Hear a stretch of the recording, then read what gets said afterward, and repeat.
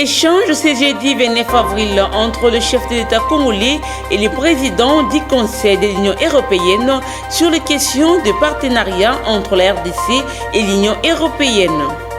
Déposé jeudi 29 avril d'une proposition de loi portant réforme du secteur de la recherche scientifique par le député national Pierre Moligui dans le but d'innover la technologie en République démocratique du Congo. Ouverture de la rentrée économique de la Fédération nationale de jeunes entrepreneurs du Congo, ce jeudi 29 avril à Kinshasa, sous le thème Climat des affaires, les CAF et AGOA, quelle orientation pour la RDC? C'est tout pour le titre.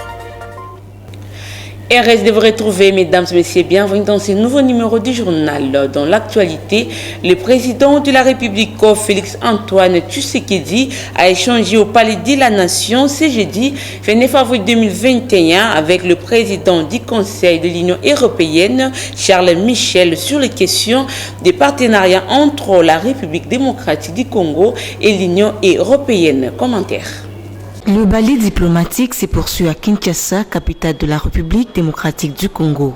Après la visite de travail du président somalien Mohamed Moa, du Zambien Edgar Lungu et du Kenya Uhuru Kenyatta la semaine dernière, c'est le tour du président du Conseil de l'Union européenne, Charles Michel, qui a foulé ses pieds à l'aéroport international de Njili le mercredi 28 avril 2021, accueilli par le vice-premier ministre, ministre des Affaires étrangères, Christophe Lutundula.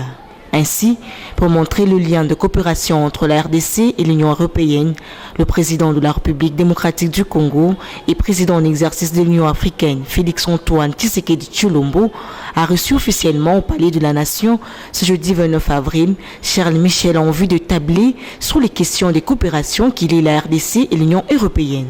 Au sortir de leur huis clos, le président de la République, Félix Antoine Tshisekedi Tshilombo, a au cours d'un point de presse animé conjointement avec le président du Conseil de l'Union européenne, rassuré que la situation sécuritaire dans la partie est de la République va se résoudre. La première des choses que je voudrais dire à l'endroit de ces jeunes écoliers, c'est ma compassion. Je suis de cœur avec eux et je suis attristé par cette situation. Je ne crois pas que c'est en arrivant à Béni, comme ils le demandent et le souhaitent, maintenant, que la situation se réglerait. Ce que je suis en train de faire maintenant et que j'ai déjà annoncé, c'est le train de mesures radicales que nous allons prendre pour toutes ces régions en difficulté, en proie à la violence, c'est-à-dire l'Ituri, le nord et le sud Kivu, pour justement répondre à leurs souhaits. À propos de la MONUSCO, là aussi je crois que les jeunes gens sont emportés par les émotions d'une part et je pense même qu'il y a quelque part de la manipulation des adultes. La MONUSCO est venue en partenaire en République démocratique du Congo pour nous aider à éradiquer les violences, à stabiliser le pays et surtout à protéger les populations. Je peux comprendre cette expression de colère, de ras-le-bol vis-à-vis des violences qui se font, mais ce n'est pas la MONUSCO qui en est responsable. Cette violence, elle est aveugle, elle est lâche et elle est sournoise. On ne la voit pas toujours venir. Ce n'est pas la MONUSCO qui la suscite. Et donc vous devez comprendre que la MONUSCO est là pour nous accompagner dans les efforts que nous fournissons. Et je vous promets, chers enfants, en tant que père d'abord, mais ensuite en tant que chef de l'État, que j'apporterai des solutions à vos problèmes. De son côté, Charles Michel a réitéré le soutien de l'Union européenne aux institutions de la République dans le sens d'éradiquer l'insécurité dans l'est de la RDC. C'est l'occasion pour nous, au travers de cette visite aujourd'hui à Kinshasa, de dire le soutien que nous voulons apporter aux institutions, à votre engagement pour relever les défis auxquels collectivement vous êtes confrontés. Ces deux personnalités ont tour à tour salué l'avènement du gouvernement Sama Lukonde qui, selon elle, va donner une nouvelle impulsion à la gratuité de l'enseignement de base.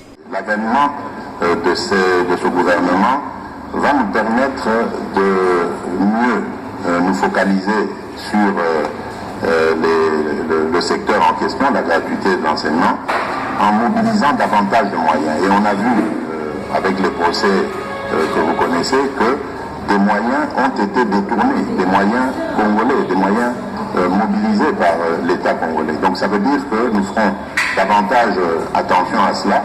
Et avec ça, nous allons déjà arriver à remédier à certains besoins.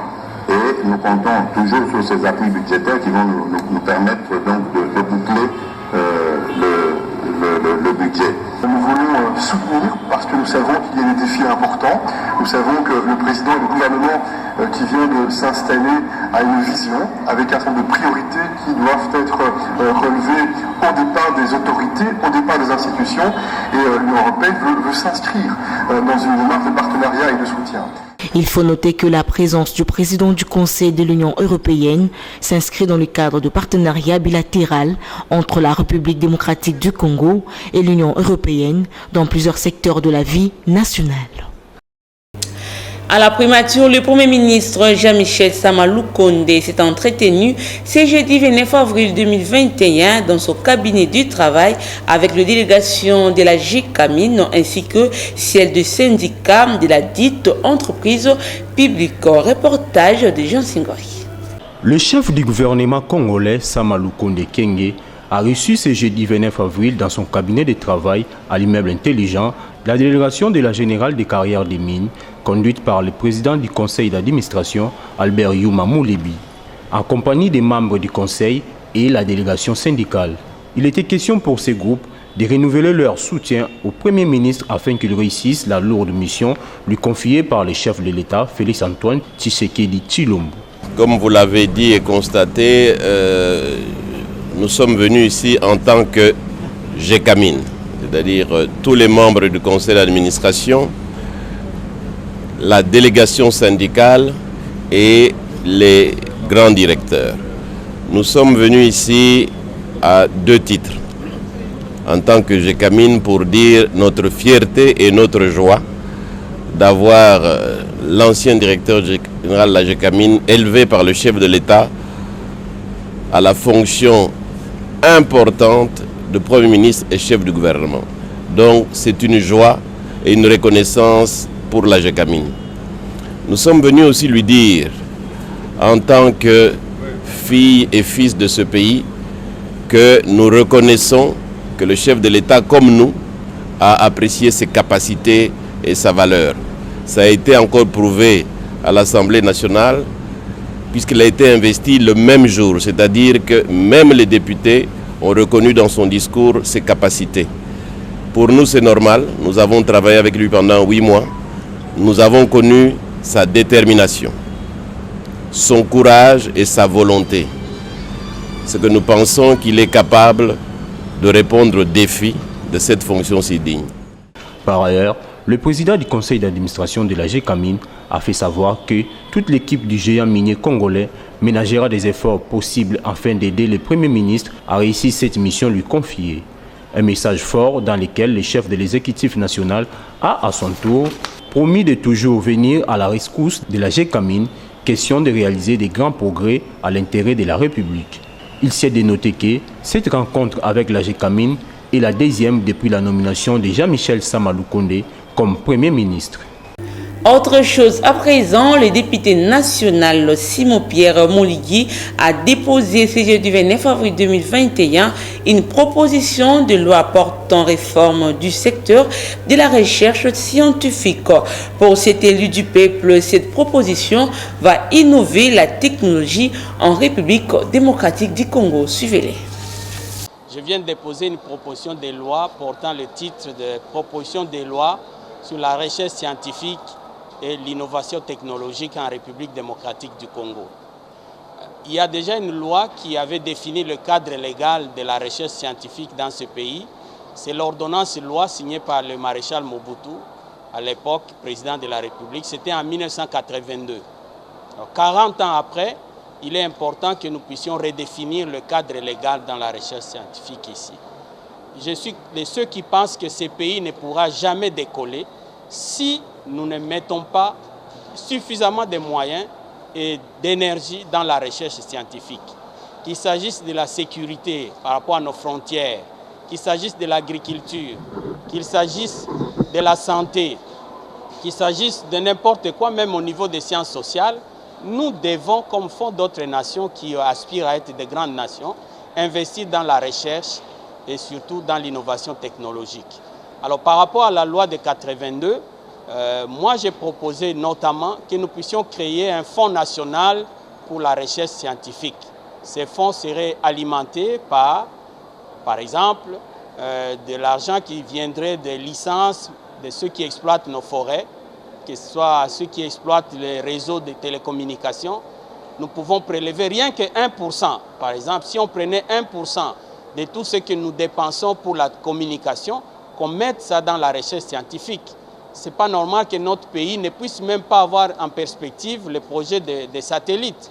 D'autres pays se développent à partir des satellites. Si nous avons notre satellite à nous dans 20 ou 30 ans, nous pourrions commencer à sécuriser nos frontières, nous pourrions nous aussi bien maîtriser notre pluviométrie, améliorer notre agriculture. Donc ça, c'est une première innovation. La deuxième innovation, c'est améliorer les conseils nationaux qui existent pour le moment. Il y a un conseil national de la recherche, mais nous voulons que ce soit un conseil national pour la science et la recherche en général, avec des particularités que ce conseil va contrôler tous les projets de recherche qui vont avoir lieu dans les universités, dans les instituts de recherche. L'Allemagne soutient et est contente de l'investiture du gouvernement Samalou Kondé. La déclaration est de l'ambassadeur de l'Allemagne en République démocratique du Congo après avoir échangé avec le président de l'Assemblée nationale, Christophe Mbosso-Diapanga. Suivez. Dans notre réunion, d'abord, j'ai donné un rapport de ma mission au Kasaï il y a 2 semaines. Et j'ai rendu cette visite au Kasaï à l'invitation de ONU Femmes. Et en fait, une équipe de ONU Femmes m'a accompagné aujourd'hui voir Son Excellence, Monsieur le Président de l'Assemblée nationale, pour lui expliquer nos conclusions de cette mission. Et le Président a été très intéressé, et il a posé des questions.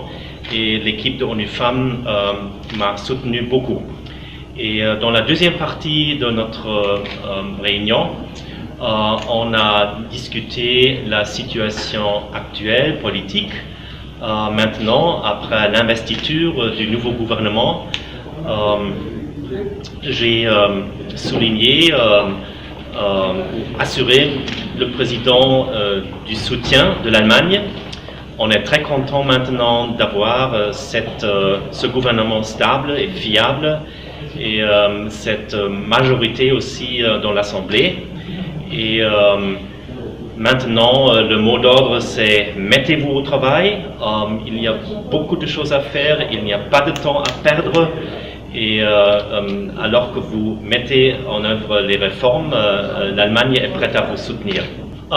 Ça dépend naturellement des demandes, des intérêts, des besoins, mais nous sommes déjà un grand bailleur de fonds. Nous avons déjà une coopération très étroite sur le plan économique et de stabilisation et humanitaire, et on pourrait naturellement encore renforcer cela à l'avenir. D'un sujet à un autre, le ministre de Pétentique, Augustin Kibassa Maliba, a reçu le mercredi 28 avril 2021 une délégation de la Société des télécommunications par satellite Amos Spacecom, conduite par son directeur général, Oren Teper. Suivez. Absolument. Déjà, on voulait le féliciter pour sa nomination. Pour nous, c'est un très grand plaisir de le revoir à ce poste. Et nous avons l'ambition, avec son Excellence, Monsieur le Ministre, de fournir la TNT à la République démocratique du Congo, c'est-à-dire la télévision numérique terrestre, de manière à pouvoir offrir les canaux de télévision gratuitement à la population congolaise. Pour l'instant, nous sommes dans un stade de proposition. Donc, nous voulons proposer notre nouveau satellite Amos 17 qui couvre remarquablement la RDC et pouvoir donc fournir les canaux télévision à la population congolaise le plus rapidement possible. Nous sommes en train de débattre sur une phase pilote. Je crois qu'elle a été très positive. Nous devons nous asseoir et définir déjà les modalités du pilote avant de rentrer dans une phase commerciale. Moi, je suis directeur des opérations du Renatelsat. Et de l'autre côté, vous avez M. Alain qui est le coordonnateur de INTIC du Renatelsat. Et comme vous aurez compris, c'est le Renatelsat qui est le diffuseur public de la RDC. Il était tout à fait normal que nous puissions accompagner nos visiteurs qui veulent bien aider le pays au travers de la TNT et surtout du satellite Amos. Comme vous le savez, Amos, c'est un groupe renommé à travers le monde dans les secteurs des télécommunications par satellite. Et donc, nous sommes venus voir son Excellence, Monsieur le Ministre, pour voir dans quelle mesure le gouvernement peut conclure un marché avec Amos. Comme il a dit, nous sommes encore dans le cadre des négociations et nous espérons, compte tenu de la considération que son Excellence a donnée, pouvoir travailler avec Amos qui a en tout cas des services ajoutés remarquables et il va certainement surprendre beaucoup de gens quand ils vont entrer en action en compagnie du diffuseur public qui est le Renatelsat.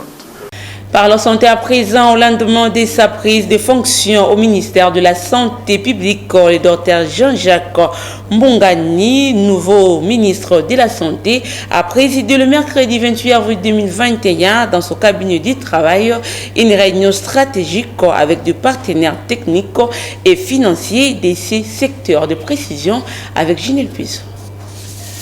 Le ministre de la Santé publique, Hygiène et Prévention, le Dr Jean-Jacques Mbongani, a présidé le mercredi 28 avril, en son cabinet de travail, une réunion stratégique accompagnée de son vice Véronique Kilumbu, en présence de plusieurs partenaires techniques et financiers, ainsi que d'autres par vidéoconférence, notamment l'OMS, l'USAID, la Fondation Bill et Melinda Gates, la Banque mondiale, Gavi, UNICEF, le coordonnateur de la riposte contre la COVID-19, Dr Jean-Jacques Muyembe, la directrice du PEV, Elisabeth Mukamba, et le secrétaire général de la Santé, Sylvain Youma. Au cours de leurs échanges, il était question de faire le point sur l'évaluation de la vaccination contre la COVID-19, 9 jours après le lancement en RDC. Dans son discours, le ministre de la Santé a martelé sur la sensibilisation médiatique afin que la vaccination se déroule avec succès. COVID-19 depuis le 10 mars 2020. Au 27 avril 2021, on dénombre 29 768, dont 29 767 cas confirmés et un cas probable, avec 26 172 guéris et 763 décès. À ce jour, les provinces les plus touchées sont Kinshasa, le Nord Kivu, le Haut-Katanga, le Congo central, le Sud Kivu et le Lualaba. Parmi les stratégies de lutte contre cette pandémie, le pays a intégré l'axe de la vaccination en complément de celle déjà mise en œuvre, à savoir la surveillance des cas, le renforcement du diagnostic, la prise en charge des cas, la prévention et le contrôle. Le 19 avril 2021, les activités vaccinales ont débuté. D'abord dans 5 sites, puis 11 sites à Kinshasa, et l'extension vers les autres provinces sont en cours.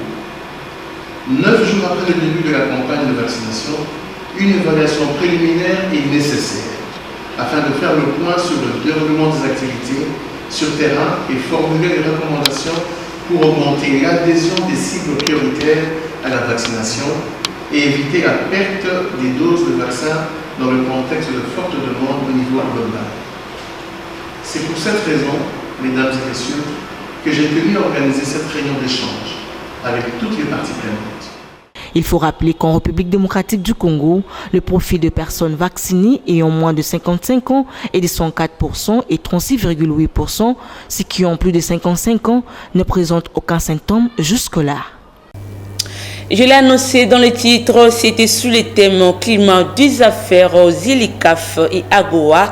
Quelle orientation pour la République démocratique du Congo qu'a eu lieu ce jeudi 29 avril 2021 à Kinshasa, la rentrée économique de la Fédération nationale des jeunes entrepreneurs du Congo. Reportage de Ginelle Pezo et Jenny Niga. Cette rencontre qui a réuni des jeunes entrepreneurs de la République démocratique du Congo était placée sous les thèmes climat des affaires Zélicat et AGOA. Quelle orientation pour la République démocratique du Congo a connu 3 temps forts, à savoir conférence débat avec 4 intervenants, remise de prix aux jeunes entrepreneurs qui ont distingué dans leur travail ainsi que la coupure du ruban symbolique. Nous déclarons ouverte l'année économique 2021. Merci beaucoup, on l'applaudit bien fort pour cette nation. Le coordonnateur national de la Fédération nationale des jeunes entrepreneurs du Congo, Eric Makwala, a donné l'objectif poursuivi par cette rentrée économique. Comme vous le savez, il s'agissait de la rentrée économique 2021.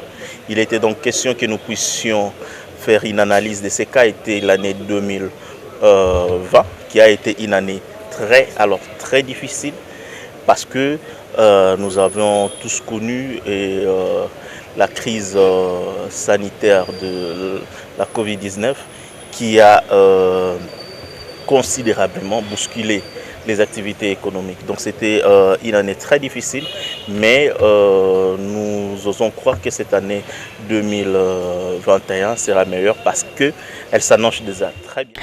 Présent à la rencontre, le président national du Forum national de la jeunesse congolaise, Patrick Katengo, appelle la jeunesse congolaise à soutenir la vision du chef de l'État.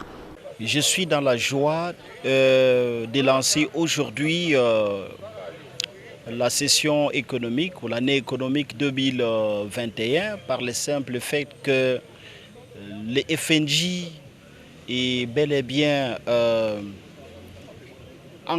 même encadré par un bras de corps qui est la Fédération nationale des jeunes entrepreneurs.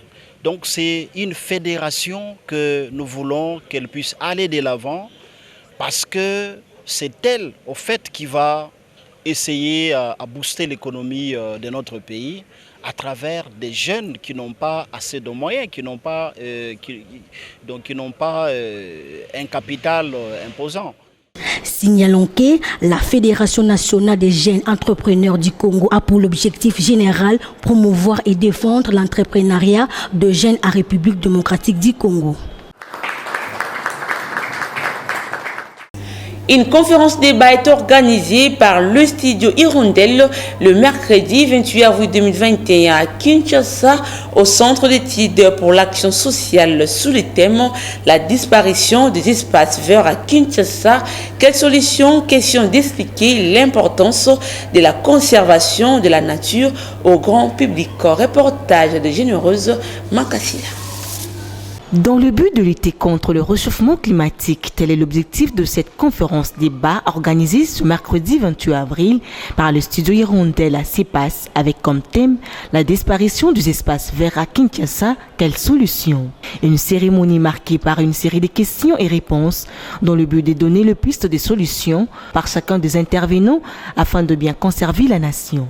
Présent à cette conférence, le ministre provincial de l'aménagement du territoire, Didier Tengelito, s'est exprimé en éclaircissant les grandes lignes de la dite conférence. Je venais vulgariser et partager en fait les compétences de mon ministère qui est celui de l'aménagement, qui intervient parfois en amont comme en aval et qui conditionne tout à son existence. Donc c'est-à-dire que vous vouliez reboiser, que vous vouliez créer, vous vouliez construire, vous vouliez bâtir, vous voulez modifier, vous voulez élever, il faut un plan d'aménagement et il faut l'avis de l'aménagement parce que nous gérons le domaine physique de l'État, même dans votre parcelle. Et avant que quelque chose ne devienne foncière, c'est un avis de l'aménagement qui dit que voilà, ici on peut faire cela et ça peut être un espace foncier.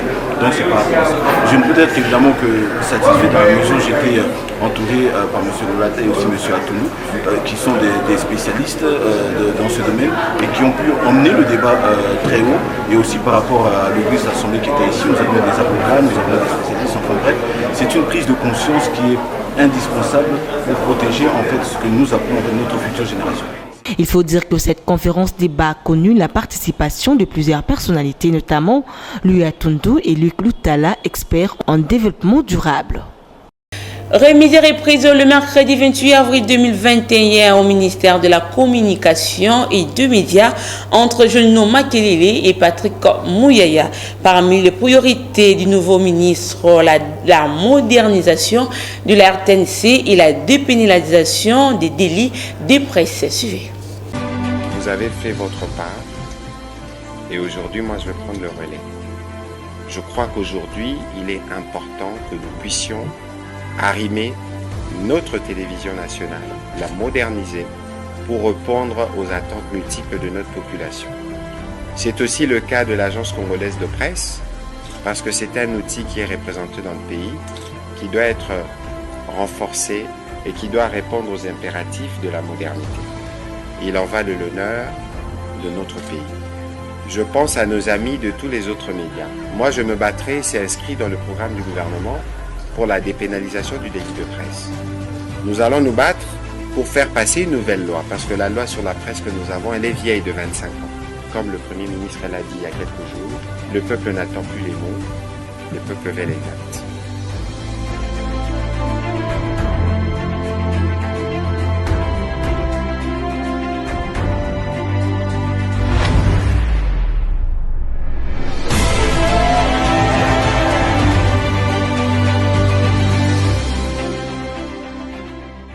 Et au ministère du Genre, Famille et Enfants, Béatrice Louméa, ministre sortant, a rendu le tablier à Gisèle Ndaya Luseba, ministre entrant du Genre, Famille et Enfants. Reportage de Johnny Limbouyi et Jonathan Koyapia. La cérémonie officielle de la remise et reprise au ministère du Genre, Famille et Enfants a eu lieu ce mercredi 28 avril 2021 entre la ministre sortante Béatrice Louméa Atilité et celle entrante Gisèle Ndaya Luseba.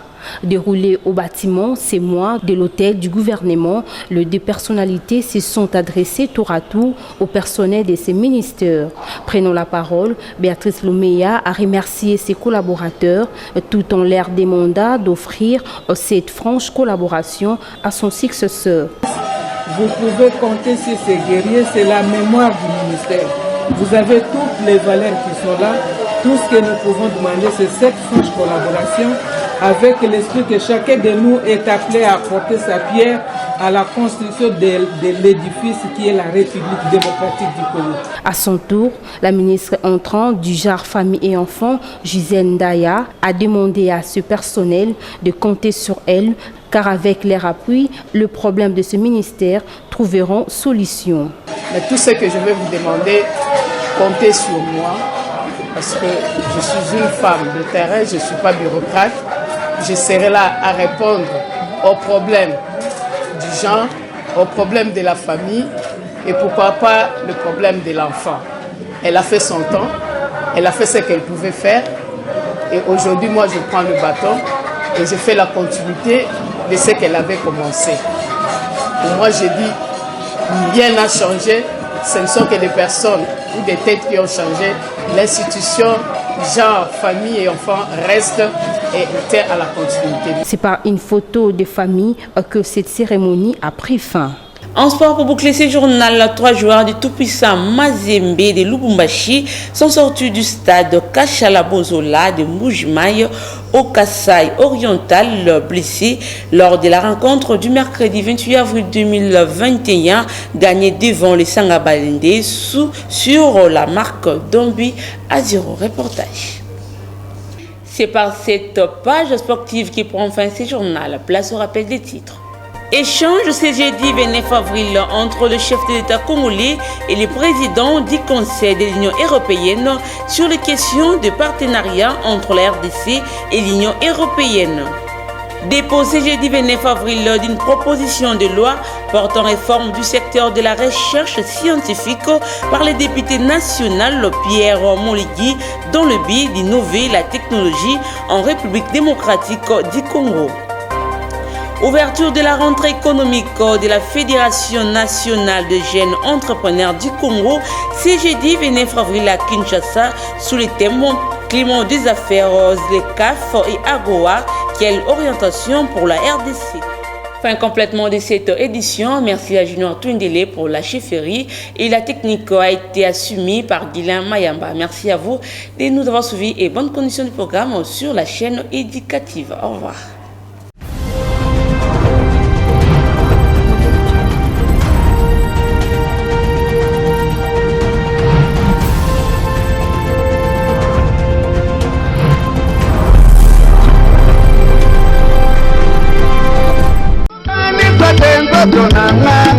Les familles d'Ikita, Pangou, Kidiamboko, Tabala et Miss Luo ont la profonde douleur d'annoncer aux amis, connaissances et à tous les ressortissants des Boulungu la mort de leur papa et grand-père, Ndikita Lungubu Gabriel, décès survenu le 24 avril 2021 à 18h30 à l'âge de 111 ans.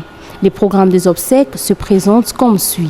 Le vendredi 30 avril, veillée mortuaire au numéro 49 bis, avenue Colonel Mpia, dans la commune d'Engalema, quartier Joli Park, référence ambassade d'Égypte. Et le samedi 1er mai, levée du corps à la morgue de Ngiringiri pour être enterré au cimetière des Nécropoles 2, dans la commune de Maluku, précisément à Kimpoko.